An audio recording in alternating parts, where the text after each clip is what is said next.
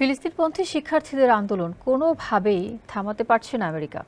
শিক্ষার্থীদের শান্তিপূর্ণ আন্দোলনে হামলা, ব্যাপক ধরপাকড়েও দমে যায়নি এসব শিক্ষার্থী, বরং দিনকে দিন স্ফুলিঙ্গের মতোই ছড়িয়ে পড়ছে বিক্ষোভ। ফলে জনমত অন্যদিকে ঘুরিয়ে দিতে শান্তিপূর্ণ বিক্ষোভকে ইহুদি বিদ্বেষ বলে আখ্যা দেয় ইসরায়েলপন্থী মার্কিন নীতি নির্ধারকরা। অনেক বিশ্ববিদ্যালয়ে আন্দোলনরত শিক্ষার্থীদের ওপর হামলা চালায় ইসরায়েলপন্থীরা। এতে উত্তপ্ত হয়ে ওঠে পরিস্থিতি। এমন অবস্থায় চলমান এই বিক্ষোভ নিয়ে নীরবতা ভাঙলেন যুক্তরাষ্ট্রের প্রেসিডেন্ট জো বাইডেন। বিস্তারিত শফিকুল ইসলাম শান্তর রিপোর্টে।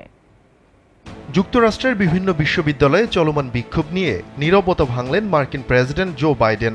ফিলিস্তিনপন্থী বিক্ষোভকারীদের আইনের শাসন বজায় রাখার আহ্বান জানিয়েছেন তিনি।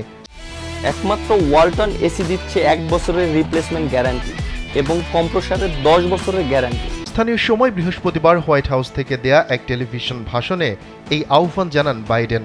জোর দিয়ে বলেন, ক্যাম্পাসগুলোয় অবশ্যই শৃঙ্খলা বজায় রাখতে হবে। ফিলিস্তিনের গাজায় ইসরায়েলি হামলার প্রতিবাদে গেল কয়েক সপ্তাহ ধরে বিক্ষোভে উত্তাল যুক্তরাষ্ট্রের বিশ্ববিদ্যালয়গুলো।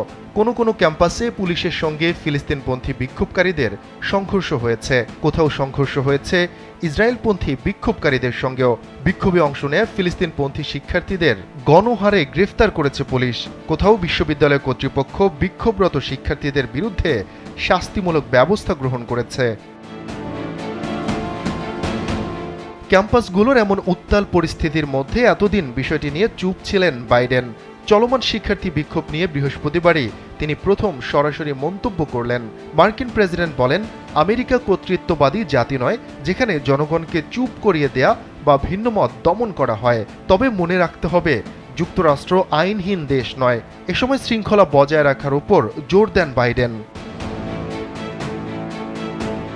যুক্তরাষ্ট্রের ইউনিভার্সিটি অব ক্যালিফোর্নিয়া লস অ্যাঞ্জেলসে গেল মঙ্গলবার মধ্যরাতে ইসরায়েলপন্থী ও ফিলিস্তিনপন্থী বিক্ষোভকারীদের মধ্যে সংঘর্ষের ঘটনা ঘটে। পরে ক্যাম্পাসে পুলিশ অভিযান চালায়। সেখান থেকে 200 জনের বেশি বিক্ষোভকারীকে আটক করা হয়। এই ঘটনার পরই আন্দোলন নিয়ে মুখ খুললেন বাইডেন। ইউসিএল এর চ্যান্সেলর জিন ব্লক বলেন, প্রায় 300 জন বিক্ষোভকারী স্বেচ্ছায় ক্যাম্পাস থেকে চলে গেছেন। 200 জনের বেশি বিক্ষোভকারী পুলিশের আদেশ উপেক্ষা করেন, তাদের গ্রেফতার করা হয়। ইউসিএল কর্তৃপক্ষ বলছে, ক্যাম্পাসে জরুরি পরিস্থিতির কারণে বৃহস্পতিবার ও শুক্রবার ক্লাস হবে অনলাইনে। শিক্ষার্থীদের বিক্ষোভ এলাকা এড়িয়ে চলতে নির্দেশ দেওয়া হয়েছে। শফিকুল ইসলাম শান্ত, কাল বেলা ডেস্ক।